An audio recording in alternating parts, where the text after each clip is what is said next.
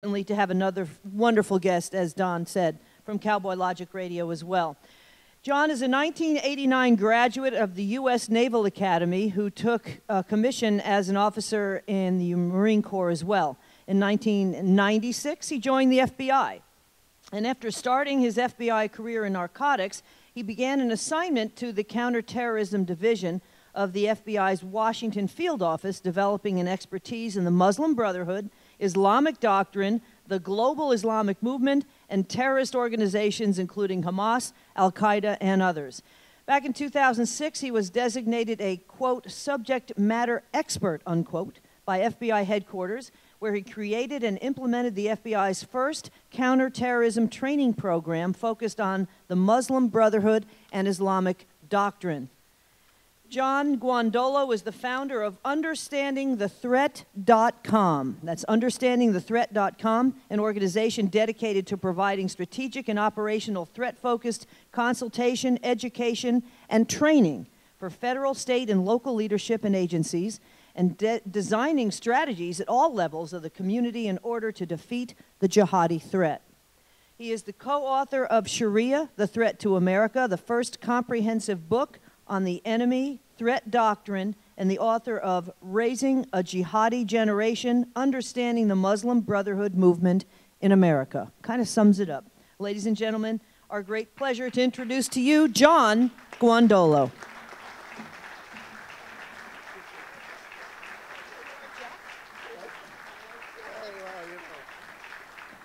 What can I do?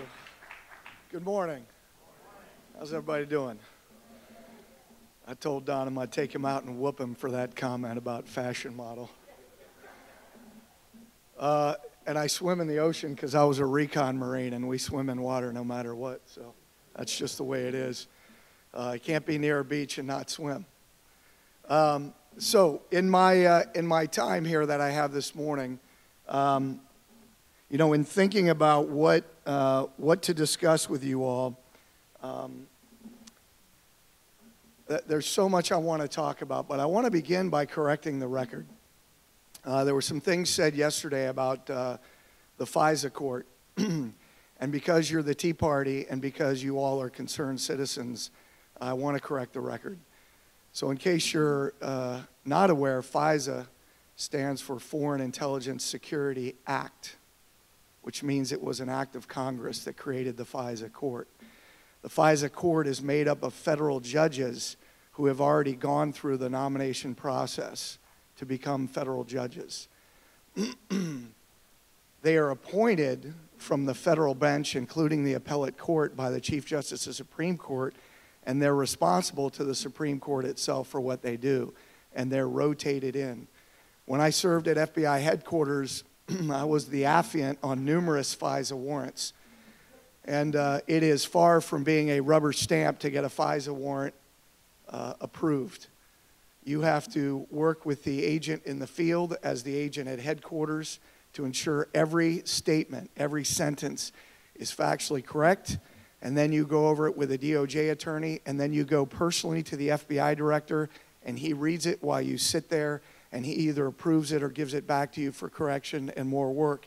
And then you go and you sit in front of the FISA judge who reads the entire thing and gives it back to you. So I want you all to know two things. One, the process is wholly constitutional, number one. And number two, in the specific instance that's being talked about here this weekend with regards to the dossier of Mr. Trump, the problem is not in the system. The problem is that people knowingly put forth an affidavit that was a lie. And that's against the law, and they should be charged for that. The system itself works when it's utilized properly because it's meant to protect sources and methods that we use in the intelligence world and in the terrorism world to actually go after bad guys. So I wanted to open with that because I think it's important for you all to know. Glad to answer your questions afterwards as well.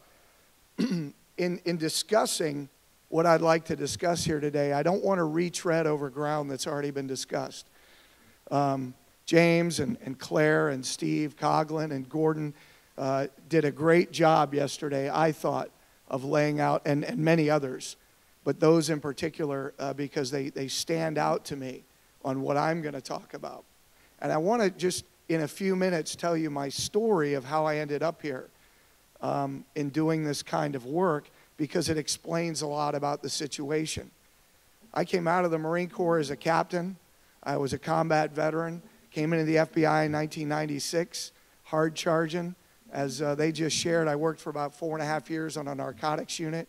Spent about a year prior to and right after 9/11 working on a threat unit, doing threats to members of Congress, president, vice president, and then was moved over to the counterterrorism division. And with my background from the reconnaissance community, I pretty quickly, after joining the FBI in 96, was affiliated and joined the SWAT team, and was an assistant team leader by the time 9/11 walked around or came around. And through a series of investigations, came to see and understand that there is an Islamic movement in the United States, primarily led by the Muslim Brotherhood. And as I started calling other offices and talking to agents, I realized they had no idea what I was talking about when I was talking about the Muslim Brotherhood. And when I asked various field offices, why have you shut down cases on this guy and this guy and this guy, because they're senior Muslim Brotherhood leaders, the answer was always because the ASAC, or the boss, the assistant special agent in charge, or the boss, is having lunch with him once a week. And he told me to shut it down because the guy's not a threat, because they have a personal relationship. So let me immediately say, highlight something Steve Coughlin said yesterday. This war in and of itself, the Marxist movement or counter-state, the Islamic movement or counter-state, they operate primarily in the information realm, in the nonviolent realm right now. And the violence that happens support the nonviolent actions. If you remember Steve Coughlin saying that yesterday. This is very important. Whether it's Al-Qaeda or the Islamic State or Boko Haram or Abu Sayyaf, whoever, Hezbollah, Hamas, Hezbollah being a part of the Iranian government, by the way, Hamas an inherent part of the Muslim Brotherhood. Terrorist organizations. They operate in the information realm. Hostile propaganda operations. Here in the United States, primarily suit-wearing jihadis. That's who they are. That's what they do. So from the local level all the way up to the national level and all the way back down, it's propaganda.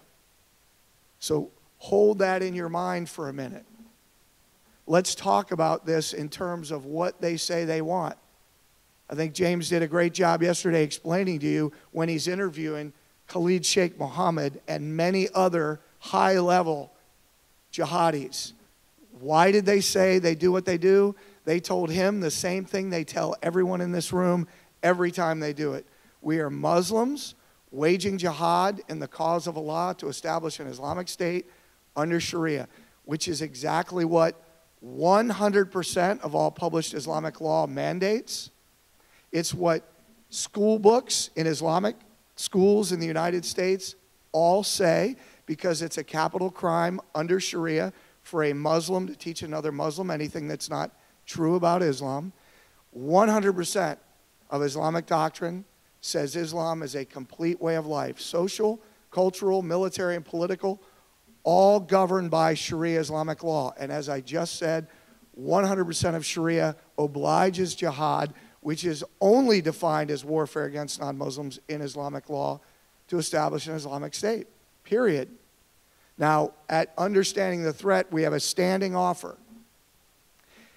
Anything we say about the Muslim Brotherhood, its network, their doctrine, their modus operandi, or about Islam, Sharia, and its obligations under Sharia that's not true, if you can demonstrate it's not true, we will stop briefing it, we'll remove it from our materials, and we will give the person who brings it to our attention $1,000 cash.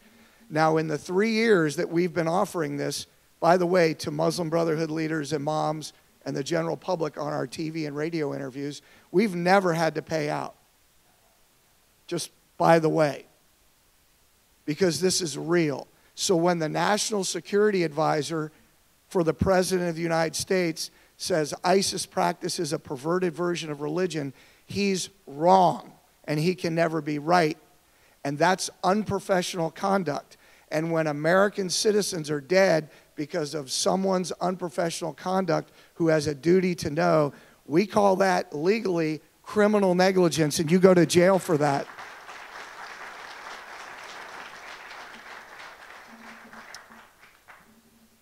Now, that's the Islamic movement. Now, the Islamic movement would not exist if they existed only in doctrine alone. But remember, it's all about Sharia. It's not only the blueprint for how they fight the war, it's what they intend to impose on everyone. Their goal is not to kill everyone. It's not to convert everyone. It's to impose Sharia on the world because it's an obligation. It's the entire purpose of Islam, period. If you have a friend who's a Muslim that doesn't believe that, good for you. But that does not change the doctrine. A Muslim who doesn't subscribe to Sharia is simply a Muslim who doesn't subscribe to Sharia. It does not change the obligation of Islam and the obligation of Sharia. It's not a different version of Islam. There's one version of Islam and there's one Sharia because there's one Quran and there's one Muhammad. The perfect example of a man in Islam because Allah said it in the Quran. And Muhammad tortured, and Muhammad killed, and Muhammad beheaded, and Muhammad waged war against the non-Muslims. So let's put that to bed for a minute. Now we have a Marxist movement. And the Marxist movement is also operating as a, what they're doing is sedition, and it's conspiracy to overthrow the government, just like the other totalitarian. So two totalitarian ideologies, and they're not simply a problem. And I want to reiterate one other thing that was said yesterday. It's not just fake news. It's a hostile propaganda operation to benefit our enemies. This is a war, and we need to start acting like it's a war. You don't get a pass for fake news when you're acting on behalf of our enemies. And the people in charge, whether they're elected, appointed, or they're sworn law enforcement officers or intelligence officers for the United States, have a sworn duty to defend and to protect this country against that behavior. So these two movements, these two counter states are being and have been established in the United States, operating separate. When you hear them say, when you hear the Islamic movement say coexist, to the point that they have a bumper sticker campaign in the United States that was produced by groups like MoveOn.org and Answer, hostile left-wing movements, that's no longer just a fun bumper sticker. That's a hostile information campaign. And they're doing it to tell you, we're going to coexist with you until Sharia is the law of the land, which is verbatim what Muslim Brotherhood leaders said when I was at a conference in England in 2009. They know what they're doing. So, the network here in the United States, per evidence, in the largest terrorism trials that have ever been adjudicated in U.S. history, demonstrates that all of the prominent Islamic organizations in the United States, the most prominent Islamic organizations, are a part of the Muslim Brotherhood's movement. Whether they're actually Muslim Brotherhood or working in tandem with them, it doesn't matter. They're walking in the same path to get to the same place. So what is that movement? Well, in 60 seconds or less, you've got the Islamic Society of North America, what they call the nucleus for their movement. They have 260-some subsidiaries around the country. You've got the Muslim Students Association, which has over 800 chapters in all 50 states on every major college campus that recruits jihadis and does dawah across the United States, but on college campuses. We have over 3,200 Islamic centers, mosques, masjids in the United States, the majority of which, meaning 75% or better, are part of this hostile movement. And I'm not saying the other 25% are friendly. We can track that through their leadership and through property records owned by the Muslim Brotherhood. This is a massive movement, and that's just the Islamic movement. You map onto that the hard left Marxist movement, and you have a real problem. You have a real problem. So when I was in the FBI, and this all came out to me, and we did this training in 2006 and then again in 2007, the same thing I noticed then is the same thing I notice now. At the end of 2008, I was recruited by the Department of Defense to do strategic analysis on this threat. And the DOD put me and Steve Coughlin together for about 4 years. And we went around the country. And I briefed dozens of members of Congress, the chairman of the Judiciary Intelligence Committee, Homeland Security Committee, many 3- and 4-star generals and admirals, former FBI, CIA, DIA directors. And when Steve and I did it together, we never briefed anybody that knew what we were talking about. Today, yes, Mai is right. Today, my organization does a 3-day law enforcement program, and everywhere we go around the country, we do an entire day on Sharia, an entire day on the network, an entire day on, now that you know this, what do you do? How do you actually go after them? And we're the only ones in the United States giving citizens and law enforcement specific tools to map out the jihadi network in the local community, and at the law enforcement level, giving them investigative tools to go after them. And at the state level, giving the states a strategy to dismantle these networks legally, but aggressively. We're the only ones doing it. And I can just assure you, we're meeting with lots of resistance from the jihadi organizations, from the Marxist organizations, and in some cases, from the third arm of our enemy, which are the traitors who are supposed to be working on our side. So all of those things are coming against us. So we certainly need your support. I'll get to that. So I'm here to offer solutions because I'm a Marine. You all may have seen that little picture, right, of the little maze and the mouse in the maze. And the mouse kind of just plows from one end to the other. That's the Marine Corps. There's some truth in that. Because we're mission-oriented as Marines. You give us an objective, and come hell or high water, we're going to achieve it. Or we're going to die trying. This country is worth fighting for. It's worth dying for. The founding principles are worth fighting for. And let me explain why they are worth fighting for. Because we're going to talk right now about solutions.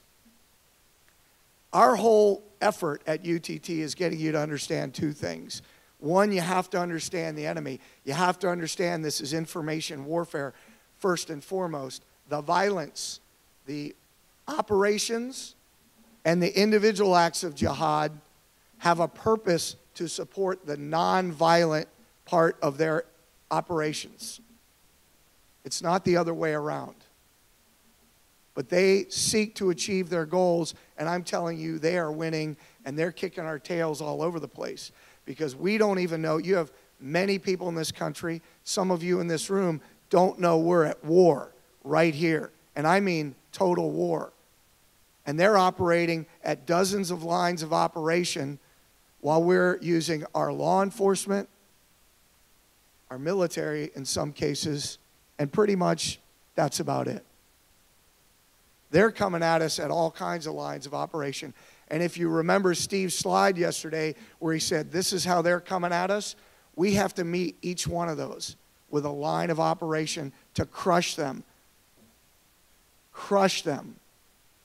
So when we talk solutions, we have to begin with understanding who they are, that it's in the information realm, and that this is much more what they're doing on the inside, what they're doing, as you've heard described in numerous ways, inside the system. This is much more a counterintelligence and espionage problem than it is a terrorism problem. We have to understand that. And unfortunately, the United States counterintelligence apparatus is broken, catastrophically broken. That's a whole nother discussion. I have no problem with the jihadis. You want to know why? Because jihadis do what jihadis do. I expect them to do what they're supposed to do as a warfighter. I get that. I get that the Marxists are doing what Marxists do. I get that. They're my enemies. I want to crush them. you should want to crush them. What I don't understand is why people who call themselves patriots or Republican leadership act in treasonous ways like traitors. I don't understand that.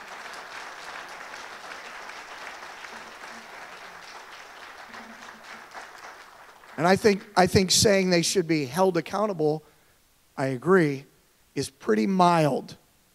We're way past having a discussion about whether they should or shouldn't be elected officials. Going to jail would be the kind end of what they should receive, but at least that because they're violating the law and they're aiding and abetting materially our enemies. So what are the solutions? Well, the solution is you got to know the enemy, first and foremost.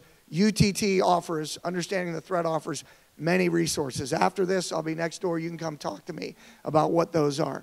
We have to know ourselves. It's not enough to give lip service to knowing our founding principles. It's to understand that the Declaration, not the Constitution, is the ideal. And the Declaration says that the absolute foundation is the law of nature and the law of nature's God, which in legal definition in Blackstone's commentaries, which was the law book that not only the founders relied upon, but was taught in our law schools for the first century and a half of this republic, says that is the will of God and Holy Scriptures, legally defined, and no law shall be made to contradict these.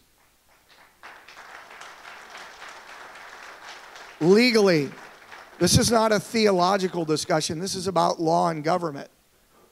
And that from that foundation, we form a government because we allow people to represent us to form a government with that as its basis. And they make laws. The purpose of the federal government is to secure those liberties. And then laws are made, civil laws are made, that cannot contradict that founding principle. Otherwise, as Admiral Lyons said, there's no moral standard, not just for the military, but for the entire nation. There has to be a moral standard for the constitutional republic to exist. And when you have that system, you get liberty. And with liberty, you get prosperity. And you pull the founding principle out, and the whole thing comes down. And the Islamic movement, the Islamic counter-state knows it, and the Marxists knows it, and that's what they're attacking. But you can't point the finger at leaders and say we need to hold them accountable for not understanding the Marxist movement and the jihadi movement when you and me allow them to kill over 1 million innocent children every year and say that that's okay.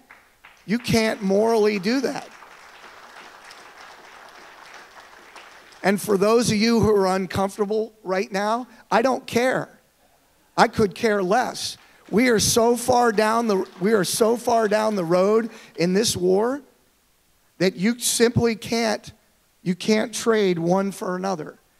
You cannot say that it's okay to do one thing and then be confused why your leaders don't get it. This is an insurgency. And if it was not made clear yesterday by what Claire said and what Steve Coughlin said, I don't know how to help you, but we can help you. We'll try. So take it at face value. It's an insurgency. In a counterinsurgency, the lead if we have an insurgency, the counterinsurgency is the response to that. In a counterinsurgency, the tip of the spear becomes the local police officer. And that local police officer has to have the ability to vigorously and aggressively do everything that they're able to identify and root out the Marxist movement and the jihadi movement in their local community. And they're only going to do that when citizens understand the threat and get behind them in every way. You have to fight this at every level. Every school principal, every school board, every chamber of commerce that gives 1 inch, that you've got to be on them right there. Every local newspaper that calls the Council on American Islamic Relations a civil rights group, when all the evidence, and you can please go to our website, click the homepage, Karis Hamas. That's a terrorist organization wearing the mask of care. You cannot give 1 inch. You have to battle them at and ask yourself, what have I done today in this movement? And if you think it's too much, we've seen all this big problem, it's just too much. You take it a spoonful at a time, folks. You take back 1 inch or 2 inches at a time. It is much harder to gain back the ground that was surrendered. No doubt about it. But that's the challenge. If you don't like it, too bad. That you got to live in the reality of where we are. This is where we are. The same way this president got elected is the same way we're going to win this. County by county, state by state. So start in your county, your town. Identify these organizations. We give you the tools to do that and take it back. You have to understand the threat. You have to understand who we are, and then you have to put aside everything else. Fear will not help us get to victory. You have to understand what the fight is about. And Steve, I just think everyone made it very clear, and I was really appreciative of all the speakers yesterday. It is time to take the fight to the enemy and put freedom back on the offensive where it belongs. That is for sure.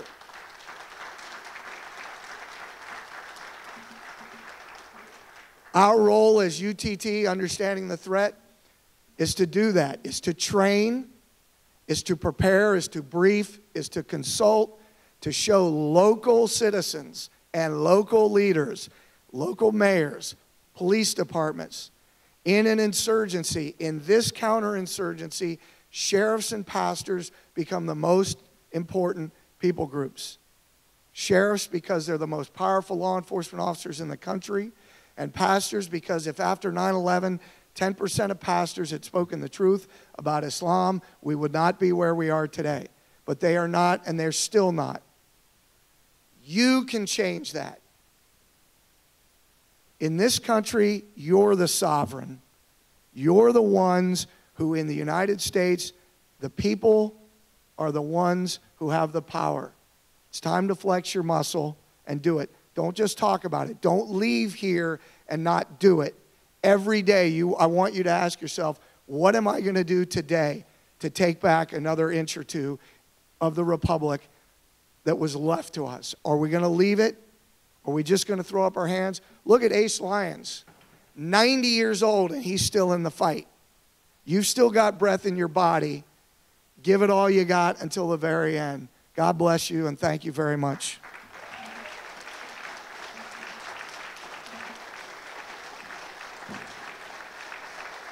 Thank you. Joe, would you come up here, please? Thank you. I want to do one thing. It's a very simple presentation, but I got this book that a lot of people talk about. I don't know how many people actually read it. Sun Tzu's Art of War. And I got it for Joe because, in my opinion, he's a warrior. And what he's doing here with you all is giving you tools you need to be in the battle and stay in the battle. So I just wanted to formally say thank you for what you're doing. Thank you.